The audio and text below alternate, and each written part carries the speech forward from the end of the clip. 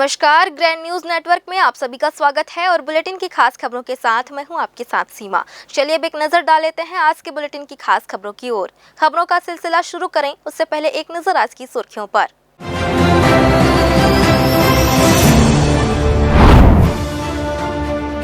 Bike पर खतरनाक stunt करने वाले चारों युवकों को सरकंडा पुलिस ने दबोचा। सभी के खिलाफ की गई कार्रवाई।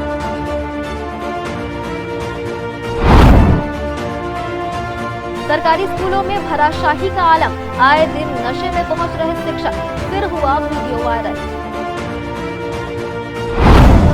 बिलासपुर निवासी आईपीएस अफसर मोहम्मद फुवेज हक को गृहमंत्री अमित शाह ने दिया पुलिस पदक, जल्द संभालेंगे महाराष्ट्र आईजी की कमान।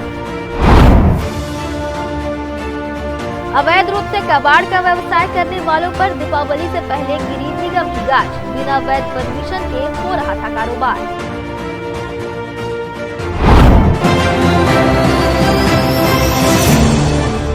ये थी सुर्खियां और अब खबरें विस्तार से। थाना सरकंडा क्षेत्र में सड़क को शौकिया स्टंट का अड्डा समझने वाले 4 युवकों की मस्ती पुलिस की नजरों से बच नहीं पाई। आर्यन सिंह ठाकुर, तन्मय सिंह ठाकुर, मिहिर दुबे और दीपांशु श्रीवास। उम्र भले ही सिर्फ 18 साल हो, लेकिन बाइक राइडिंग का अंदाज ऐसे कि जैसे किसी फिल्म की शूटिंग चल रही हो। खतरनाक तरीके से बाइक चलाना, सड़क पर तेज रफ्तार में स्टंट करना और बाकी लोगों की जान जोखिम में डालना, इन सब हरकतों को लेकर पुलिस ने धारा 281 बीएनएस व 189, 184 मोटर व्हीकल एक्ट में मामला दर्ज किया है। सभी के खिलाफ वैधानिक कार्रवाई की जा रही है। मामला सरकंडा थाना क्षेत्र का सरकंडा थाने में पुलिस को सूचना मिली थी कि कुछ युवक सुपर चौक के आसपास बाइक पे स्टंट किए हैं। इस पर पुलिस ने कार्रवाई करते हुए उनके विरुद्ध अपराध पंजीबद्ध किया है। अपराध बीएनएस के सेक्शन 281 और एमवी एक्ट के सेक्शन 184 के तहत दर्ज किया गया है और इसमें बाइक जब्त की जा चुकी है और आरोपियों की भी गिरफ्तारी कर वैधानिक कार्रवाई की जा रही है। दीपावली जैसे बड़े त्योहार से पहले सरकंडा थाना पुलिस ने हथियार लेकर लोगों को डराने वाले 2 बदमाशों को गिरफ्तार किया है। पकड़े गए आरोपियों में विक्रम साहू और मुकेश चौहान शामिल है। विक्रम को सनीचरी बाजार इलाके से चाकू लहराते हुए पकड़ा गया, वहीं मुकेश को लिंगियाडीह में चापड़ के साथ गिरफ्तार किया गया।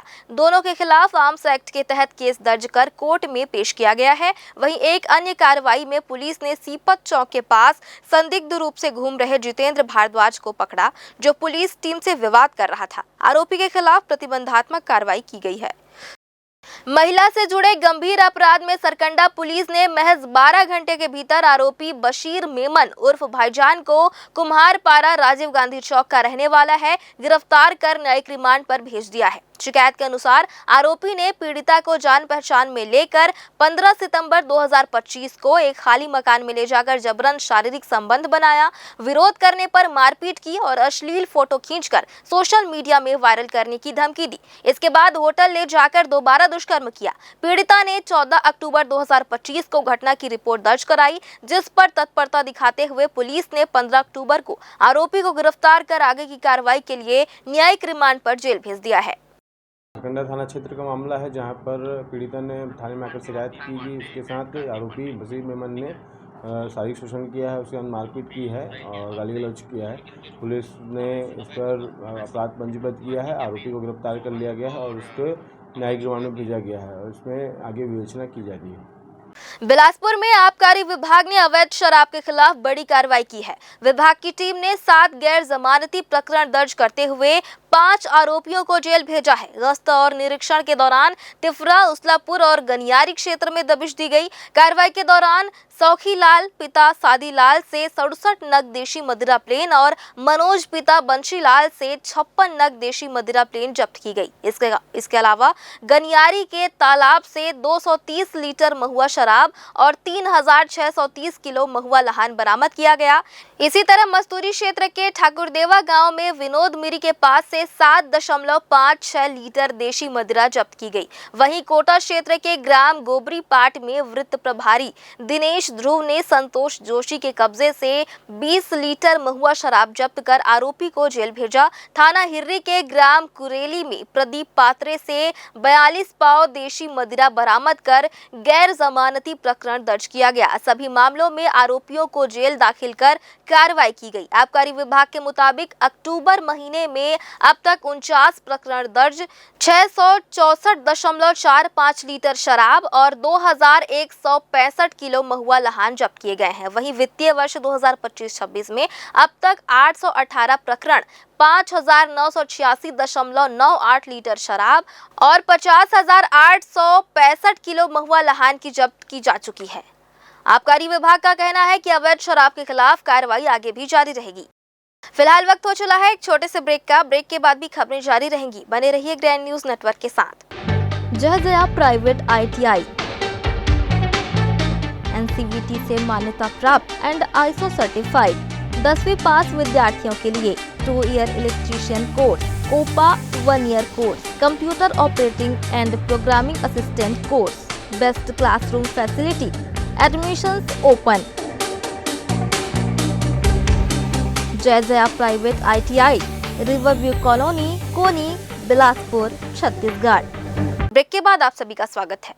छत्तीसगढ़ में बिलासपुर जिले के मस्तूरी ब्लॉक स्थित ग्राम सोन के एक प्राथमिक शासकीय स्कूल में पदस्थ शिक्षक विश्वकर्मा प्रसाद कश्यप का एक शर्मनाक वीडियो सोशल मीडिया पर वायरल हो गया है, जिसमें वह शराब के नशे में महिला शिक्षकों और बच्चों के सामने अपनी शर्ट उतारकर कुर्सी पर बैठा नजर आ रहा है। घटना 14 अक्टूबर की बताई जा रही है, जब शिक्षक दोपहर करीब 1 बजे स्कूल पहुंचा और वहां मौजूद स्टाफ से गाली गलौज करते हुए बदतमीजी पर उतर आया। वीडियो में साफ देखा जा सकता है कि बच्चों की क्लास के दौरान शिक्षक की जुबान लड़खड़ा रही है और वह ठीक से बोल भी नहीं पा रहा। मिली जानकारी के अनुसार शिक्षक रोज शराब पीकर स्कूल पहुंचता है और बच्चों के साथ गाली गलौज व मारपीट करता है। फिलहाल वीडियो के वायरल होते ही शिक्षक को निलंबित किए जाने की प्रक्रिया शुरू कर दी गई है।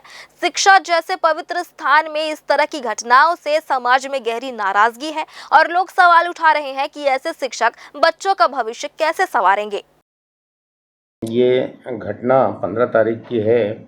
इसमें विकासखंड मस्तूरी और विद्यालय उनका है शासकीय प्राथमिक शाला सोन की घटना है। शिक्षक का नाम है विश्वकर्मा प्रसाद कश्यप और ठीक है, उसकी हरकतों को देखकर लग रहा है कि वो तो शराब का सेवन किया हुआ है।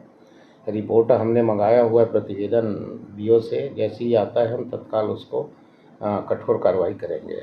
बिलासपुर का 9 करोड़ का हाईटेक बस स्टैंड नाम भले ही हाईटेक हो, लेकिन हालत इतनी बदतर है कि देखकर कोई भी यह कह दे ये तो लाठी टेक बस स्टैंड है। 15 साल बीत गए, लेकिन यहाँ न सफाई है, न व्यवस्था, न सुरक्षा उपलब्ध है। छत्तीसगढ़ गृह निर्माण मंडल ने तिफरा परसदा में करीब 9 करोड़ रुपए की लागत से हाईटेक बस स्टैंड बनवाया था। 18 अक्टूबर 2010 को तत्कालीन मुख्यमंत्री डॉक्टर रमन सिंह ने बड़े तामझाम के साथ इसका लोकार्पण किया था। उस वक्त मन से बड़े बड़े वादे हुए थे। यात्रियों के लिए अत्याधुनिक सुविधाएं, साफ सुथरा कैंपस और आधुनिक टिकट व्यवस्था थी, लेकिन आज ये तमाम वादे धूल खा चुके हैं। 15 साल बाद इस बस स्टैंड का हाल बेहाल है। पूरा परिसर गंदगी और अवैध कब्जों और बदबू से भरा पड़ा है। दीवारों पर पान की पीक, फर्श पर गंदा पानी और हर कोने में कचरे के ढेर नजर आते हैं।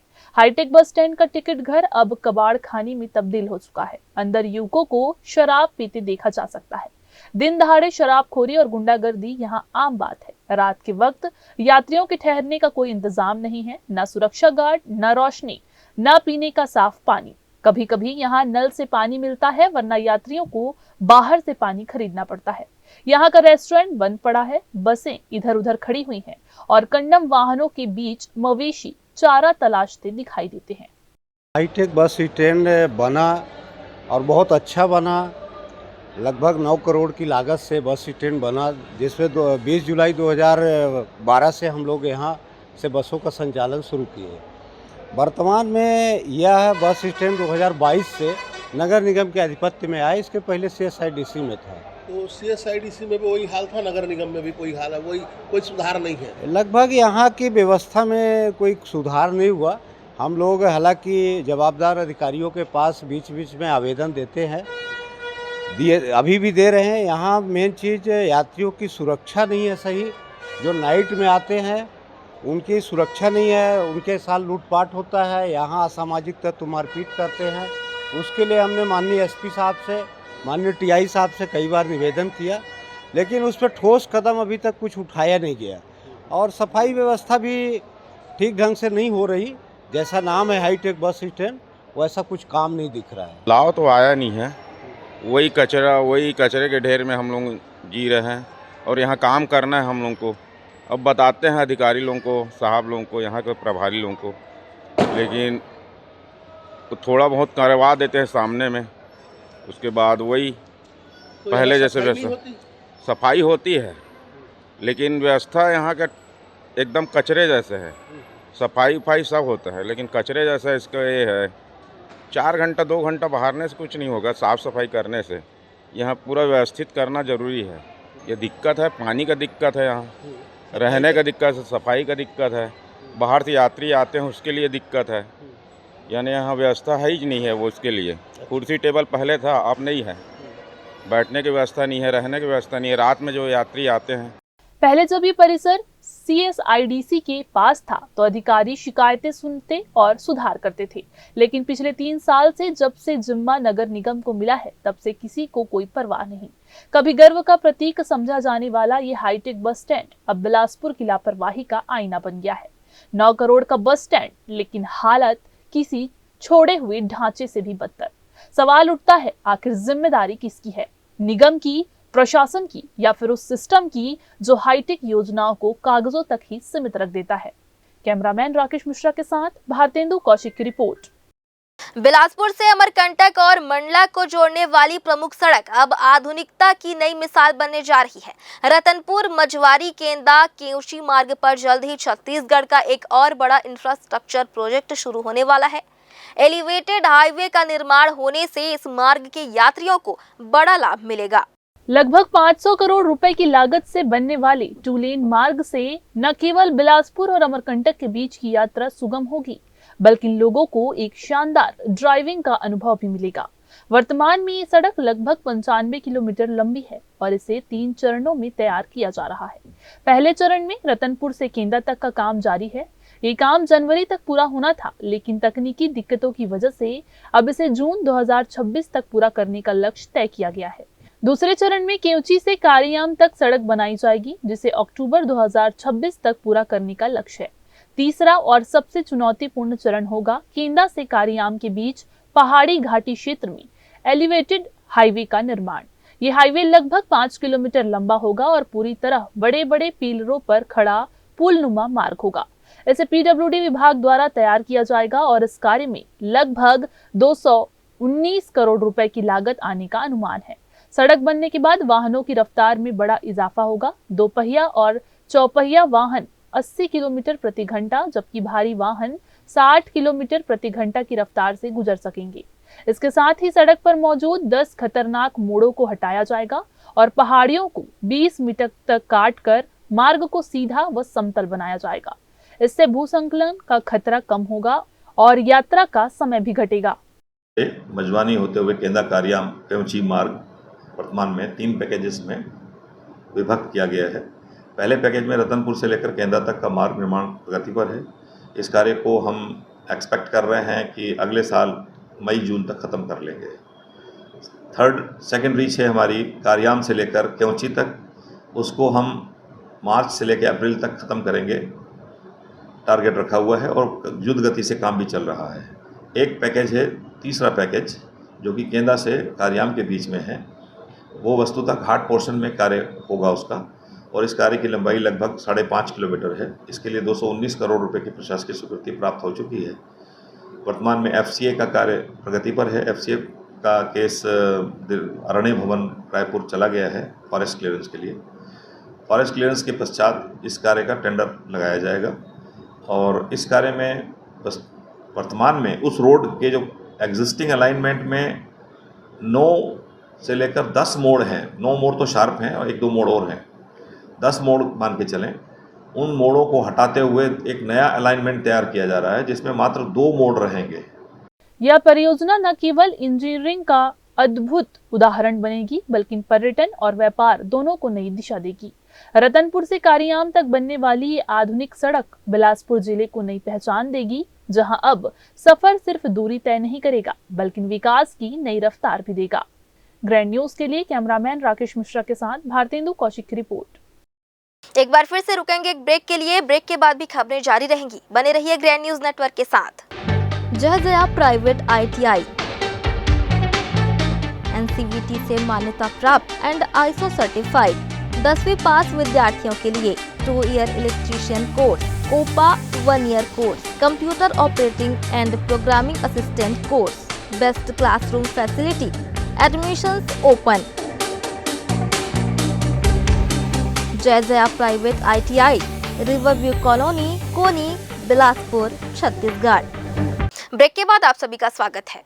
छत्तीसगढ़ के बिलासपुर से निकलकर देश और दुनिया में अपनी काबिलियत का लोहा मनवाने वाले IPS अधिकारी मोहम्मद सुवेज हक को गुरुवार को दिल्ली में देश के गृह मंत्री के हाथों सराहनीय सेवा के लिए पुलिस पदक से सम्मानित किया गया। इंटरपोल फ्रांस में भारत का प्रतिनिधित्व करने के बाद अब वे महाराष्ट्र लौट चुके हैं और अब बतौर IG वे 4 नवंबर को पदभार संभालेंगे। उनकी कामयाबी की कहानी केवल एक अधिकारी बनने तक सीमित नहीं है। इसमें संघर्ष, असफलता, हौसला और आखिरकार जीत की मिसाल छिपी हुई है। 2005 बैच के IPS अधिकारी मोहम्मद सुवेज हक, जो महाराष्ट्र कैडर से हैं, उन्होंने अपनी सेवा के दौरान देश और अंतर्राष्ट्रीय स्तर पर कई अहम जिम्मेदारियां निभाई।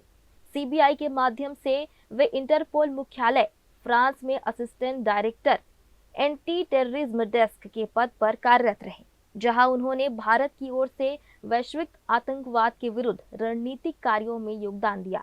इससे पहले वे CBI मुंबई के प्रमुख रहे और चर्चित मामलों की निगरानी की, जिनमें सुशांत सिंह राजपूत केस भी शामिल है। उन्होंने महाराष्ट्र के नक्सल प्रभावित जिलों गढ़चिरौली, गोंदिया और चंद्रपुर में बतौर SP सेवा देते हुए कानून व्यवस्था की स्थिति को सुदृढ़ किया। अब एक सफल अंतर्राष्ट्रीय कार्यकाल के बाद वे वापस लौट चुके हैं और महाराष्ट्र में बतौर IG का जल्द ही पदभार संभालेंगे। बहुत गौरवान्वित महसूस कर रहे हैं। इसके पूर्व भी 2 बार उन्हें एक बार शौर्य पदक मिल चुका है एवं गढ़चिरौली SP रहने के दौरान जो राष्ट्रपति द्वारा उन्हें प्रशस्ति पत्र प्रदान किया गया था गढ़चिरौली में शांतिपूर्वक चुनाव संपन्न कराने हेतु। ये तीसरी बार है जब उन्हें विभाग द्वारा प्रशंसनीय पत्र दिया जा रहा है। इस बार यह पदक उन्हें CBI में अच्छा कार्य करने हेतु उत्कृष्ट पुलिस सेवा पदक के रूप में प्रदान किया जा रहा है, जो आज गृह मंत्री द्वारा दिल्ली में उन्हें प्रदान किया गया है। उनकी पोस्टिंग इंटरपोल में as assistant director anti terrorism था और काफ़ी प्रतिष्ठित पद है, जो भारत सरकार की ओर से वो इंटरपोल में भारत सरकार का प्रतिनिधित्व करते थे। तो बड़ा ही गर्व का विषय था हमारे लिए।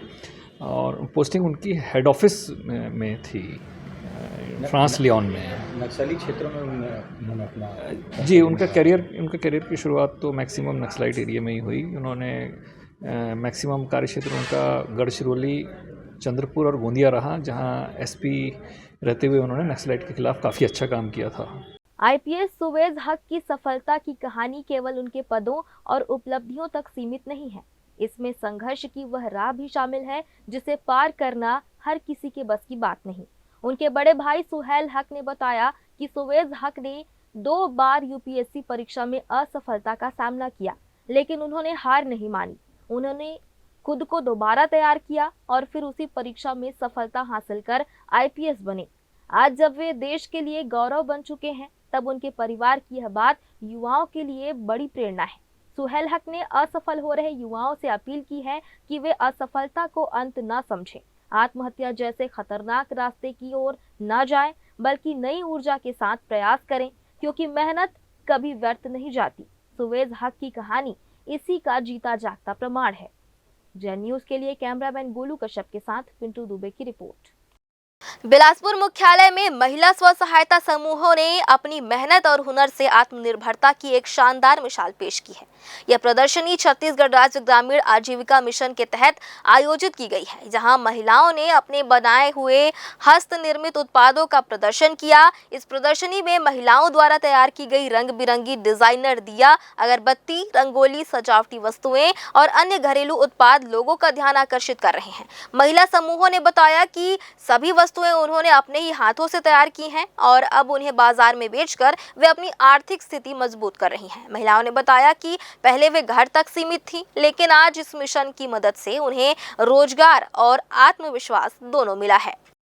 मेरे साथ में बहुत सारी दीदियां हैं जो दिवाली का दिया है, अगरबत्ती है, बाती है, रंगोली है और मोमबत्तियां हैं। और हम लोग जिला पंचायत से स्टॉल लगाए हैं। मैं हर तरह के कैंडल बनाती हूँ, सेंटेड में हो गया, हर्बल है और डेकोरेट कैंडल और साबुन, साथ में साबुन भी बनाती हूँ। हर्बल है वो जैसे मान लीजिए नीम का है, नीम एलोवेरा विटामिन ई का, टमाटर का, आलू का और पपीते का, संतरा का, नींबू का और छोटे बच्चों के लिए दूध शहद का, बहुत सारे मतलब सारे फ्लेवर का साबुन बनाती हूँ मैं। और मेरा मार्केटिंग जो है ना वो गांव में वैसे अच्छा ही चलता है, हर समय निकलता रहता है मेरा सामान जो है। बिलासपुर जिले ने प्रधानमंत्री आवास योजना में इस बार पूरे प्रदेश में नया कीर्तिमान स्थापित किया है। जिला प्रशासन के कुशल संचालन और जनप्रतिनिधियों की सक्रिय भूमिका के कारण बिलासपुर को प्रदेश में सबसे उच्च लक्ष्य प्राप्त हुआ है। इस योजना के तहत इस वर्ष जिले में लगभग 34,000 मकानों का निर्माण कार्य पूरा किया गया है। ये मकान अब सिर्फ ईंट और दीवारों का ढांचा नहीं, बल्कि हजारों परिवारों के सपनों का घर बन चुके हैं। ग्रामीण और शहरी दोनों क्षेत्रों से लोगों को इसका लाभ मिला है। सबसे खास बात यह रही कि लगभग 210 करोड़ रुपए की राशि सीधे हितग्राहियों के खातों में ट्रांसफर की गई, जिससे योजना में पारदर्शिता और गति दोनों बनी रही। प्रशासन की टीम ने यह सुनिश्चित किया कि किसी भी पात्र परिवार को वंचित न रहना पड़े। जिला प्रशासन का कहना है कि हर मकान में न केवल पक्का छत मिला है, बल्कि स्वच्छता, जल निकासी और बिजली जैसी मूलभूत सुविधाओं की भी व्यवस्था की गई है। प्रधानमंत्री आवास योजना का यह अभियान गरीबों को सम्मान और सुरक्षा का एहसास दिला रहा है। बिलासपुर की यह उपलब्धि न सिर्फ जिले के लिए बल्कि पूरे प्रदेश के लिए गौरव का विषय है। पीएम आवास योजना ग्रामीण शासन की बहुत महत्वपूर्ण योजना है, जिसके अंतर्गत में बिलासपुर जिले को प्रदेश में हाईएस्ट लक्ष्य प्राप्त हुआ है और बिलासपुर जिले में लगभग 34,000 मकान निर्माण हो चुका है।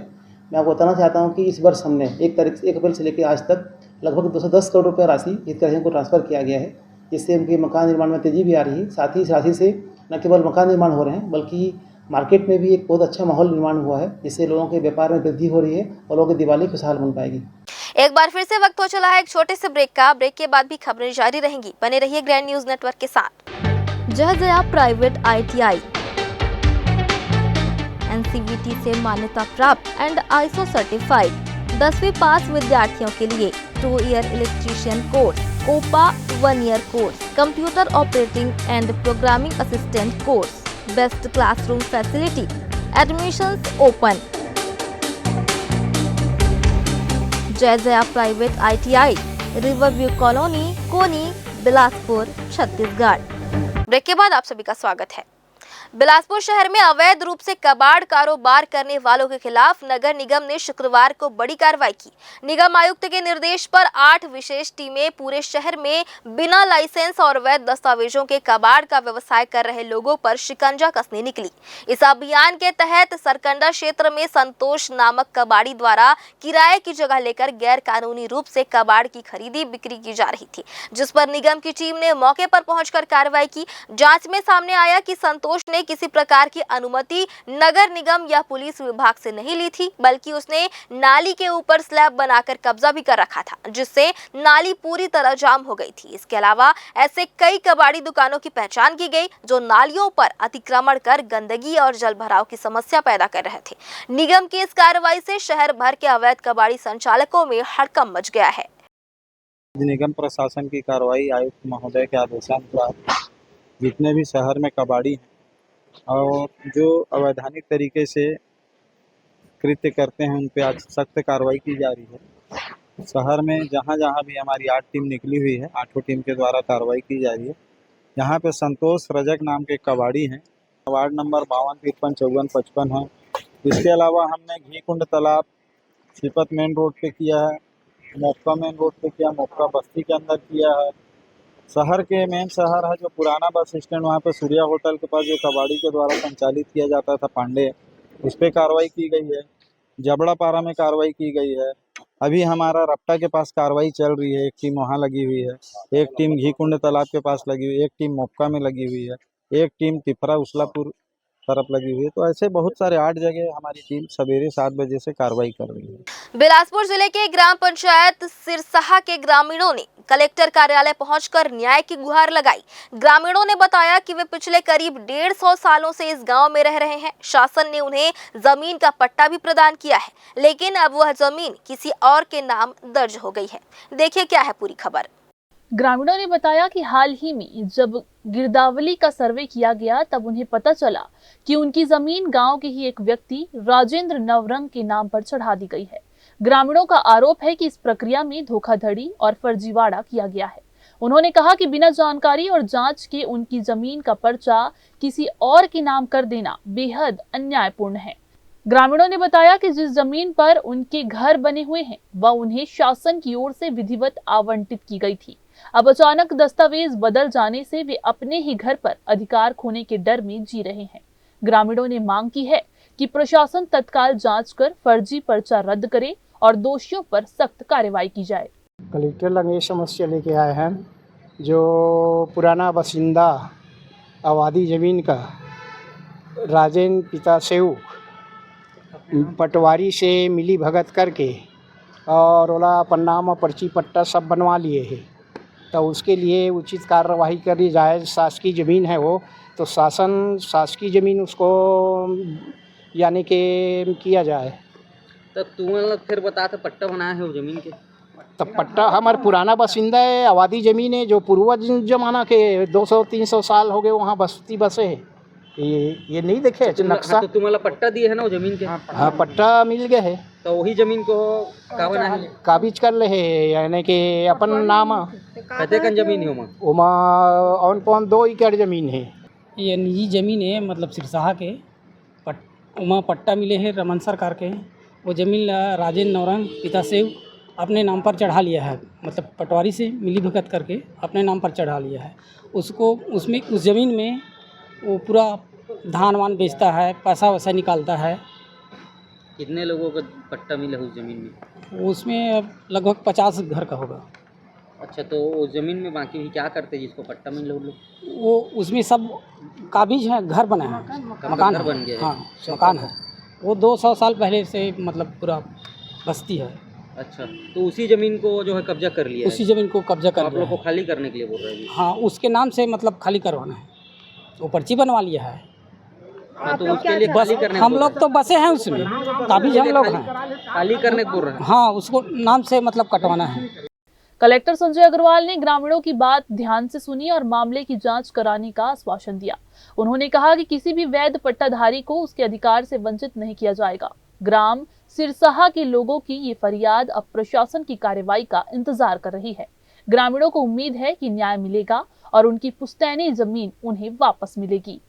कैमरामैन राकेश मिश्रा के साथ भारतेंदु कौशिक की रिपोर्ट। प्रदेश में बिजली बिल की बढ़ती समस्या अब गंभीर रूप ले चुकी है। बिलासपुर में इस मुद्दे पर लोगों का गुस्सा एक बार फिर सड़कों पर फूट पड़ा। गुरुवार को बड़ी संख्या में शहर और ग्रामीण इलाकों के निवासी कलेक्टर कार्यालय पहुंचे, जहां उन्होंने बिजली बिल में बढ़ोतरी और स्मार्ट मीटर के विरोध में जोरदार प्रदर्शन किया। लोगों का कहना है कि जब से उनके घरों में स्मार्ट मीटर लगाए गए हैं, तब से बिजली बिल अचानक कई गुना बढ़ गए हैं। पहले जहां एक परिवार का बिल 400 से 500 रुपए आता था, वहीं अब बिल हजारों में पहुंच गया है। प्रदर्शनकारियों ने बताया कि वह मीटर सही तरह से काम नहीं कर रहा है और इसकी वजह से आम जनता पर आर्थिक बोझ बढ़ते जा रहा है। प्रदर्शनकारियों ने जिला प्रशासन से मांग की कि स्मार्ट मीटरों को तत्काल हटाया जाए और पुराने एनालॉग मीटर को ही फिर से लगाया जाए। उनका कहना है कि बिजली विभाग की तकनीकी खामियों का खामियाजा आम उपभोक्ताओं को नहीं भुगतना चाहिए। वो पहले वाला मीटर रहता था उसमें 500 200 ऐसे आते पटा लेते थे। अब गरीब 400 कमा रहे हैं, 1000-1500 मीटर के बिजली बिल कहाँ से पटाएंगे।